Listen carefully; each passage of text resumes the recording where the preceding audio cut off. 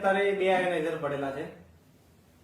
એક આયોનાઇઝર જે કેંગન વોટરનું આવે છે તે છે, અને બીજું જે લોકલ માર્કેટમાં મળે છે તે છે.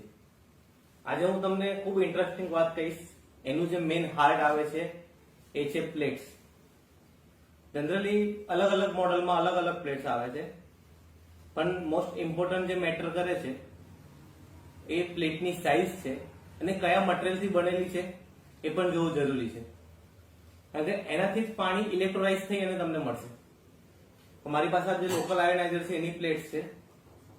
આ પ્લેટ્સ 11 પ્લેટ્સનું મશીન છે. 11 પ્લેટના મશીનની જો પ્લેટની વાત કરીએ તો આ એક ATM કાર્ડ આવે છે એ સાઇઝની પ્લેટ છે, એટલે કે ખૂબ જ નાની છે. નાની તો છે, પરંતુ એનું જો મટીરિયલ જે યુઝ કરેલું છે એ મેટલનું યુઝ કરેલું છે, એટલે આનું પાણી જો રેગ્યુલર પીવામાં આવે તો શરીરને ખાસું નુકસાન થશે. એ જ વસ્તુ મારી પાસે જે આ JR4 મોડલ છે, જે એનર્જી કંપનીનું છે, એની મારી પાસે પ્લેટ્સ છે. આ એનર્જી કંપનીની પ્લેટ્સ છે.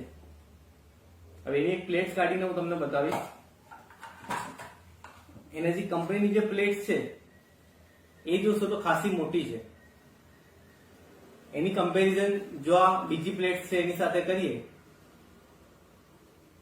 તો તમને રિઝલ્ટ ક્લિયર દેખાઈ આવશે કે કેંગન વોટરની એક પ્લેટ જે ખરી એ ખાસી મોટી છે, અને એક નોર્મલ જે પ્લેટ છે બજારમાં મળે છે આયોનાઇઝર, એની 3 પ્લેટ બરાબર કેંગન વોટરની એક પ્લેટ છે. એ તો મેટર કરે જ છે, બટ આની અંદર જે મટીરિયલ જે યુઝ થયું છે એ ટાઇટેનિયમની પ્લેટ્સ છે. એની પર પ્લેટિનમનું કોટિંગ કરેલું છે, જે આપણે ક્લિયર જોઈ શકીએ છીએ. ટાઇટેનિયમ બહુ મોંઘી ધાતુ છે, એની પર પ્લેટિનમનું કોટિંગ કરેલું છે, ડીપ કોટિંગ. પ્લેટિનમ એટલે કરેલું છે કે એનાથી જો પાણી ઇલેક્ટ્રોલાઇઝ થશે તો હ્યુમન બોડીને કોઈ નુકસાન નહીં થાય. એટલે સૌથી બેસ્ટમાં જો જોવા જઈએ તો કેંગન વોટર સૌથી બેસ્ટ મશીન છે.